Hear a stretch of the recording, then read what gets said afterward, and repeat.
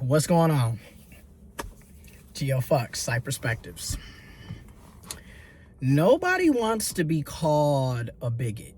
You know what I'm saying? Like, even though a person can be acting and behaving like a bigot, can be saying some very close-minded, prejudice and bigoted things, can believe a lot of close-minded, bigoted things and ideologies, that person still doesn't want to be called a bigot. And the reason I'm saying this is oftentimes people will police marginalized identities and groups from calling out the discrimination, the abuse, the harm, the targeting that is inflicted upon them by a privileged person or a privileged identity group. And what I mean by policing is you will have somebody that's not a part of that marginalized identity police how the marginalized individual or marginalized group responds to the disrespect, to the discrimination, to the hatred, to the abuse, to the targeting that they're enduring.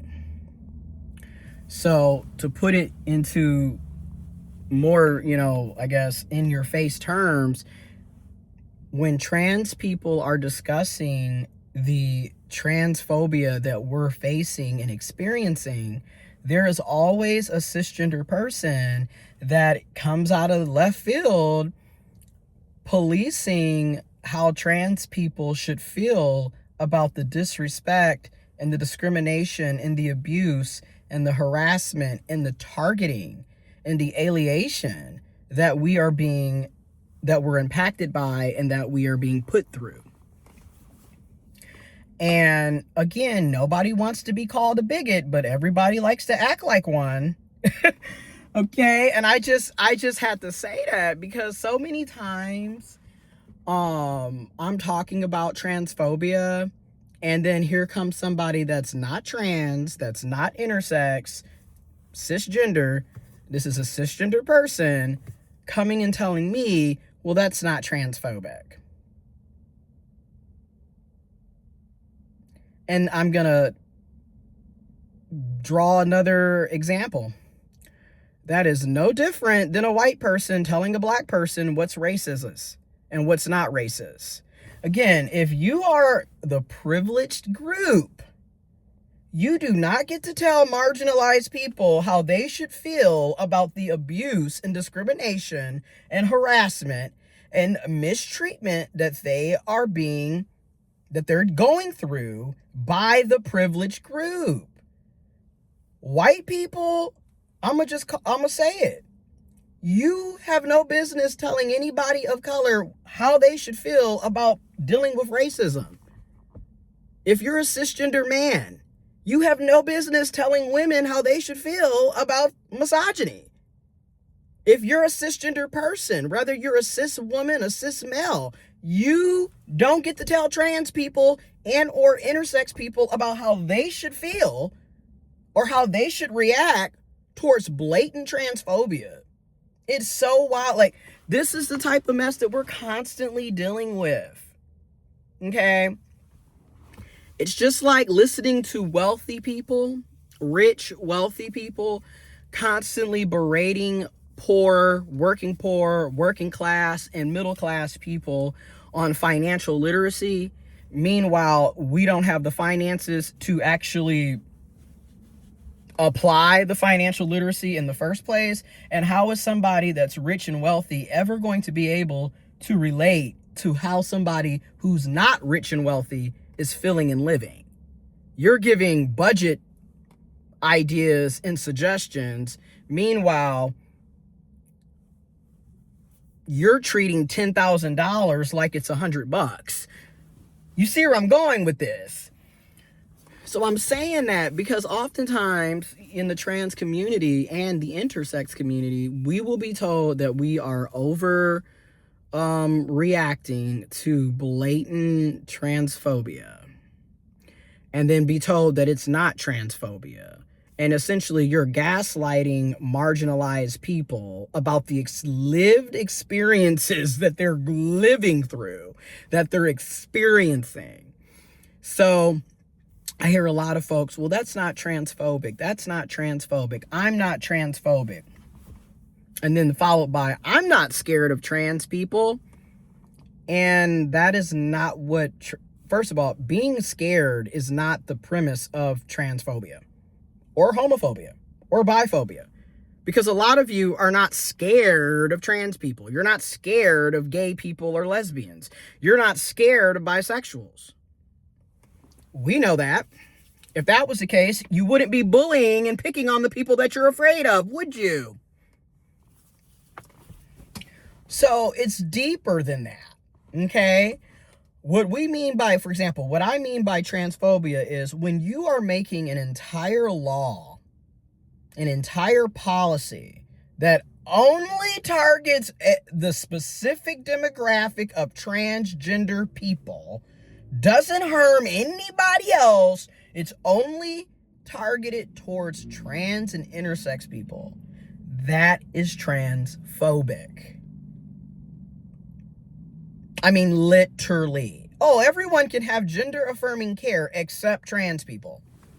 So it's okay for cis people to go and get the same medical procedures, have access to the same gender-affirming hormones and procedures, completely okay as long as you're cisgender, but the minute someone finds out you're intersex and or trans, all of a sudden, you don't get to have the same opportunities. You're literally denying an entire demographic of people of the same freedoms, rights, resources, and opportunities, specifically because they're not cisgender. That is transphobia. That's what we're talking about. And then also, it's not just you being afraid or you having a fear, or you having an aversion. It's also systemic. It's literally through laws and policies where you're either making life harder for that person because of their identity, or you're just straight up denying them the same exact opportunities and resources and freedoms and rights. Okay, I mean, case in point, we can look at Jim Crow. We can look at apartheid. Literally telling black people that they can't use bathrooms, public drinking fountains because they're black. That's racist. That's anti-black. Fast forward 2026, how is that any different than telling trans people that they can't use a public bathroom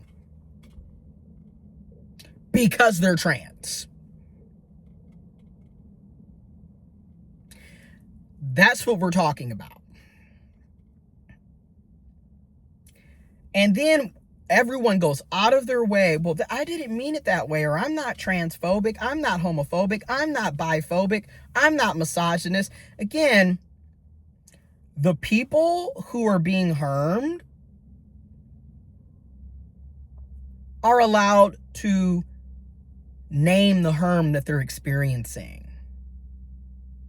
And if you notice in all of these situations, the privileged group, the oppressor, always has an issue with being held accountable and called out for the bullshit that they're constantly perpetuating onto the marginalized identity or marginalized group. Anytime somebody checks a privileged group or person, there's always this pushback. Okay, with cis men, it's a constant. Oh, not all men. Well, what about what women do? Well, what about what trans folks? Meanwhile, you're the one controlling all the laws, all the policies, the religion, the culture. Yeah, you're not a victim. You're a willing participant in the oppression of other people. And this is an ongoing thing. This is why when we're talking about toxic masculinity, patriarchy, misogyny, homophobia, biphobia, transphobia, all of these are tools of oppression under white supremacy, under patriarchy. It just, these are the tools that are being used to oppress people and to divide and conquer people. And when people call it out, there's always this, oh, well, how are you gonna da-da-da-da-da? And it's like, again, if you don't want people to see you in a bad, negative light, then maybe you should stop acting in a bad, negative light. And then this is the other thing that cracks me up, is these are also the same people who will say, well, words don't matter. I don't care what you got to say. Well, if you don't care, then why are you tripping when people call you transphobic? Why are you tripping when people call you homophobic? Why are you tripping when people call you misogynist? Racist? Because if you don't care and words don't matter and blah, blah, blah, blah, blah, then you shouldn't be so much up in arms when people call you out on the toxic, dysfunctional, discriminatory behaviors and things that you're saying and doing. But that's just it. A lot of people know what they're saying and doing is wrong. They just don't want to be held accountable. Accountability is kryptonite for a lot of privileged people. Because if you were to be held accountable, you would have to, number one, admit that you're wrong. And also, a lot of privileged people would have to admit to how mediocre they are and how they're not really the hot stuff that they try to voice themselves up to be. All right? It's the same thing with the whole, well, women are too emotional. Meanwhile, who's starting all the wars? Who's going to war because they didn't get their way, murdering and killing everybody? Who's literally burning down college campuses and towns because their sports team didn't win? That's what a lot of cis males participate in and behave. Some of the most emotional people are people who are cisgendered males and or have a penis between their legs. And yet they will constantly sit up and say, well, we can't elect women to leadership roles. Oh, we can't have a woman as a president because they're too emotional. Meanwhile, we have a nearly 80-year-old white cisgendered heterosexual male that's damn near 80 years old that has us going from war to war, problem to problem, destroying the economy, destroying any type of relationship between the USA and other countries and everything else in between. And that's not emotional? You have an 80-year-old going on a freaking tantrum on his own social media every day. And that's not emotional? That's what I mean by what? And it's the same thing when we're talking about gay marriage and marriage equality and having a bunch of cisgendered heterosexuals come out of left field talking about how they don't agree with calling it gay marriage and it should just be a civil union, or coming out and saying that they don't agree with it at all and you're committing a sin and adultery and how dare you disrespect the covenant of marriage. Meanwhile, it is typically cisgendered heterosexuals that are getting divorces, that are having children out of wedlock, that are cheating and lying and claiming to be monogamous when that's the furthest thing from the truth. But yet it's okay for you to disrespect the covenant of marriage. But when it comes to LGBTQ plus people, how dare anybody in the rainbow delegation would also like to have a marriage? And again, you're only targeting queer people and saying that gays and lesbians and bisexuals and pansexuals, anybody that falls under the LGBTQ plus community, saying that none of us can get married and only heterosexuals can get married. How is that not homophobic? How is that not biphobic? How is that not queerphobic? Same thing with the whole we're pushing the agenda. Meanwhile, for the vast majority of humans, our entire lives, the agenda that's been pushed is on be heterosexual, be cisgender, right? Be cis heteronormative, If you're a boy, you better like blue. If you're a girl, you better like pink. That is what's being pushed. And then this is what makes me laugh when I bring this example up. I'm 33. Lord willing, ancestors willing, universe willing, society willing. In October, I will be 34. So in these 33 years, despite all of the push for me to be a cisgendered, heterosexual, Christian, Protestant, God-fearing, what have you person, I am none of these things. So when people talk about the agenda of the LGBTQ plus agenda, the gay agenda, the queer agenda, the trans agenda, if I can spend nearly 3.5 decades being told that I'm supposed to be cisgendered, heterosexual, Christian, Protestant, and still turn out to be who I am, you can hear about trans folks, intersex folks, LGBTQ plus folks, and still be cisgendered and heterosexual. Because literally every movie, documentary, song, music, book is typically pushing that agenda of you can only be straight, you can only be heterosexual, and you're supposed to like this if you're a boy, and you're supposed to like this if you're a girl, and blah, blah, blah, blah, blah. And then what's also hilarious about all of this is plenty of cisgendered people do not live up to their own gender norms. There's plenty of cis men who are feminine, who are not providers, who are not protectors, who can't fix a damn thing to save a life, but he's still a man. There's plenty of cis women who are not nurturing, who are not mothers, who can't cook, who can't clean,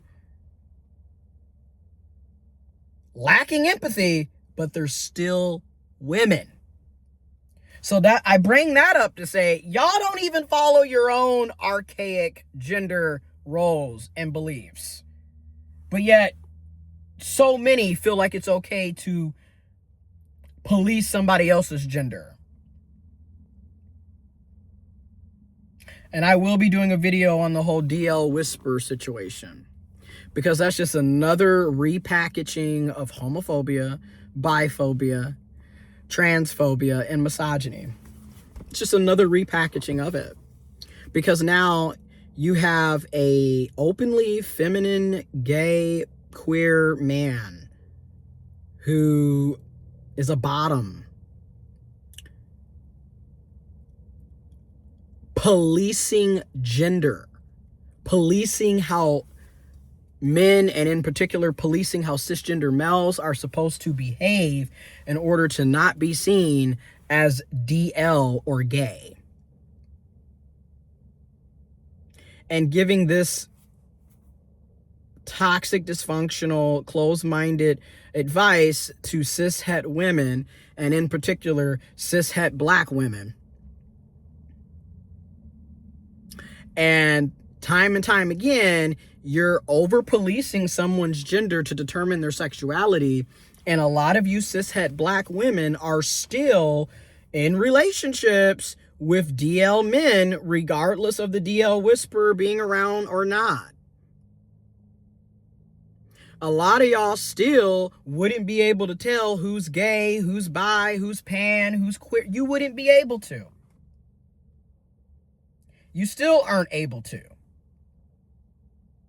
And instead, now everyone's in this hyper surveillanced, hyper police state where if a man is expressing his feelings and emotions, he must be on the DL according to the DL whisperer.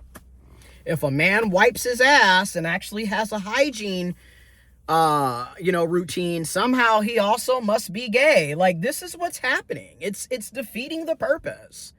And ultimately, in my opinion, one of the reasons why the DL community is so large, especially in the black and brown community, is because of homophobia, biphobia, transphobia, misogyny, toxic masculinity, patriarchy, and religion.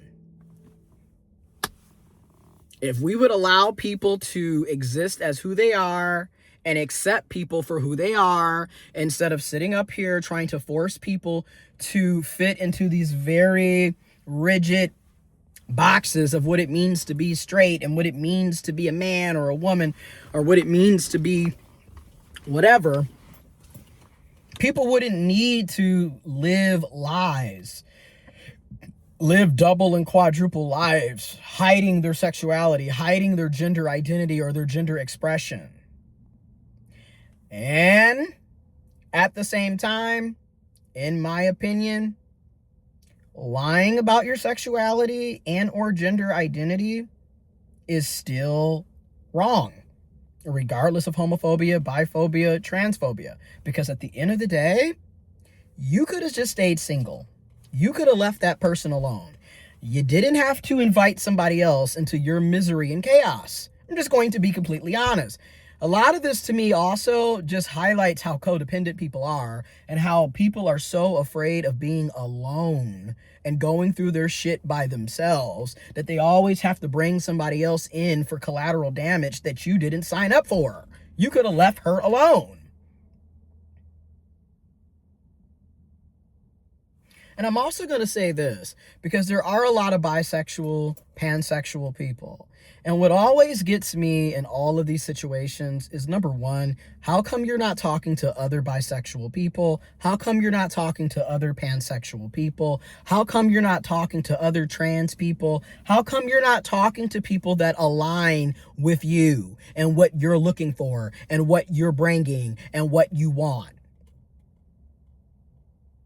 The problem ultimately is, or not ultimately, but one of the other problems is the fact that we're constantly trying to force people to pick us instead of giving people the choice, the freedom to pick us.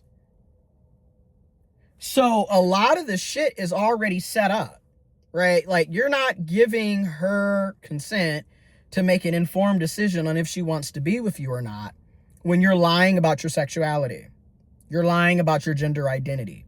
You're not giving him an informed consent, choice, or decision in that matter when you're lying about your sexuality or lying about your gender identity. And once again, because I hear a lot of bi men bring this up, but are you even talking to bi women? And by women, are you talking to bi men or other bi women or other bi men, etc.? Like, what, like, it's the same thing I say in the trans community. We can complain day in and day out about cis people not wanting to date us and we're not their preference. And then in the same breath, trans people, are you trying to date other trans people? Because the amount of internalized transphobia that goes on, to the point that you have trans people who also don't date trans people. You have you have bisexual men who won't date bisexual people. You have bisexual women who won't date bisexual men. And it's just like, you are creating your own problem. Because you could date your own community, but some of us are internalized to the extreme, to the point that we are also transphobic to other people that are trans, and we are trans. To the point that we're biphobic, even though we're bi. I see this all the time. And again, nobody has to date anybody that they don't want, don't like, ain't attracted to, etc., etc., etc. You have a choice in the matter. But you cannot tell me it ain't a bit odd how you're complaining. And I say this all the time. You have all of these preferences, but yet none of you are dating your preference. None of you are in relationships with your preference. And then also, if that's your preference, great. But isn't it a bit odd how you're willing to sleep around with people that aren't your preference, but then in the same breath, when that person is trying to pursue a relationship, a romantic relationship, all of a sudden, oh no, you're not my preference, but I can sleep around with you and use you as a sex toy behind closed doors, but heaven forbid anybody sees us in public, Then all of a sudden, I don't date trans people. I don't date fat people. I don't date dark-skinned people. You name it. Y'all got a reason for why y'all don't date people. But you have no problem with sleeping around with the people that you won't date or claim in public. And then get upset when that group or that identity speaks up and says, well, you know, that's transphobic or that's biphobic or you're colorist. Then it's, oh, what do you mean I'm not colorist? I liked everybody, but I just don't care for dark-skinned people. Then how is that not colorist?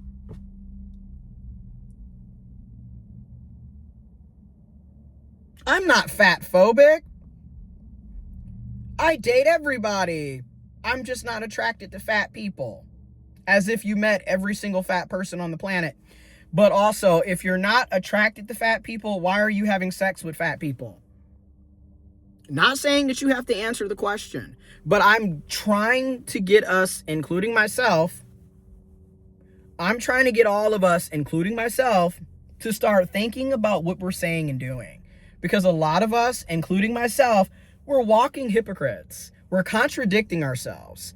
And we're also a part of the problem, because when the shoe is on the other foot, that's when all of a sudden, that's not fair. How can you say that? Blah, blah, blah, blah, blah. But yet it's okay for you to do the same thing to another person. It's literally the pot calling the kettle black. And I see it all the time. That's why I'm like, what is going on here? Like, and again, you're not transphobic, but you're transphobic. You're not racist, but you're racist. You're not misogynist, but you're misogynistic. Like, be real, folks. And again, if you don't like them, they're not your preference, why are you constantly bringing them up? Why are you... It's always some transphobic asshole that is literally in the comment section of every trans post, video, article, picture. You're going to find transphobic people in the comments reading that individual for filth. Mind you, you're transphobic. You don't care about trans people, yet you're constantly following trans people. You don't care about gay people, yet you're constantly following gay people. Your entire algorithm is everything that you claim not to like. I'm sorry, but it's giving obsessed. It's giving stalker. It's giving obsessed. It's giving misplaced anger. Because a lot of the folks, and I'm not saying all of them, because obviously there are people that are just straight up hateful, right? And at the same time, there are also people who they hate you in public, but then behind closed doors, that is not what's going on here. And a lot of this is projection, because people are attracted to trans people. People are attracted to fat people. People are attracted to dark-skinned people. People are attracted to bisexual people. People are attracted to feminine people.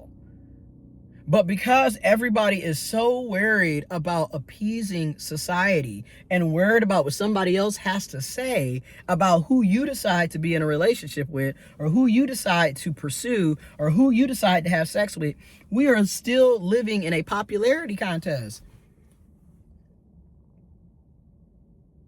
I mean, literally, it's wild when you see how people are. Like, again, we'll literally be bashing you for filth on social media, but then later on at 12 o'clock at night, who's in your inbox? The damn Trump supporter. like, listen. Okay, it's wild. And that's why I'm like, okay, if I'm not your preference, then why are you in my inbox? Like, that's why we are coming out and saying these, making these content and talking about it, because it's crazy. You know, if you don't like me and I'm nasty and I'm disgusting and I'm a freak of nature and I'm this, that, and the third, cool. I can respect I'm not your preference. But what never will make sense is, if I'm not your preference, why are you trying to sleep with me? I don't care for racist people. Do you see me going to racist people's content and leaving comments about how I hate racism? No, because I'm not wasting my time with a group of people that I don't like. Meanwhile, the very same people who are racist will be looking at every single person of color's content, leaving racist comments.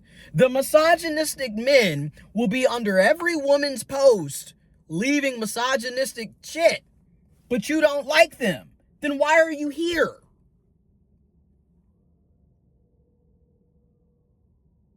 It's come on now. Y'all know I'm hitting it on the nail with this. It doesn't make sense. I don't like you, but I'm about to stalk everything that you do, every post, every video, every picture. I'm gonna be in every comment. But y'all going to hell and y'all weird. The data don't lie. Transgender porn is one of the top porn searches in the world. And who is looking at trans porn? Oh, cisgender males, cisgender women, cisgender people. But yet you don't like us. But yet you're spending all your time on Pornhub and OnlyFans and X videos and everything else searching up trans porn. What is that about? But you don't like us and we're not your preference. This is what I'm saying. It's like y'all really want people to feel away because you don't want to publicly be seen with us. And then get mad when we call you transphobic. But I mean, if you're excluding an entire demographic of people, what is that? That's not inclusion. That's not diversity. Yep, it's your right. Yep, it's your preference. But guess what? Our preferences can be bigoted, can be closed-minded, can be ignorant. And judging how everyone constantly talks about how shitty the dating scene is, it can be argued that most of our preferences are stupid.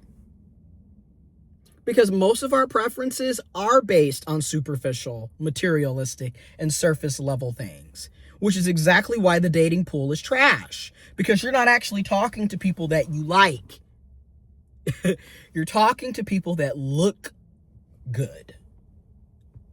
Because let's be real, that's what a lot of these preferences are. It boils down to aesthetics and what is seen as the norm. Meanwhile, you get with the person that's quote unquote attractive and is your preference, only to find out they don't have any emotional intelligence, they don't have any empathy, they can't communicate, they're selfish, they're stingy, they've got all of these hang-ups, but he's cute, she's cute, they're cute. And how does that work for you? And that's what I mean by maybe, as we get older, I'm in my 30s. Like I said, I'm 33. Maybe we should actually start looking at compatibility, at morals, at ethics, at personality, at character, things that actually matter for a long-term relationship to work, instead of worrying about how you look and how good the sex is. Because a lot of that is going to be completely irrelevant for a long-term relationship to last. And the reason why is, if you haven't noticed, surface level, materialistic, and superficial traits come and go. They're not long lasting. Like, you're not going to look like you're 30 at 70. Now, are there people who age really well? Yes. But the vast majority of us are not going to look the same that we do today in 30 years. And then also looking at health-wise, the sex can be great today in your 20s, but a lot of these people are going to have erectile dysfunction and everything else under the sun by the time they're in their 30s and 40s. So if the only reason you're talking to somebody is because the sex is good, you're going to be in for a rude awakening. And this is what I mean. Same thing with money, right? You're dating people just because they have money or they have a good career. Again, the way the job market is, a person could be making 6 figures today and be unemployed tomorrow. So again, if these are going to be the reasons you're talking to somebody, you are setting yourself up for a rude awakening. I'm just being real. I'm not saying you can't date somebody that you're physically attracted to, you're sexually attracted to. Cool. But I am saying this, it's probably in your best interest to have more that you like about that person besides how they look and how the sex is or what they're bringing financially, materialistically. Because in all of those three categories, that shit can change very quickly.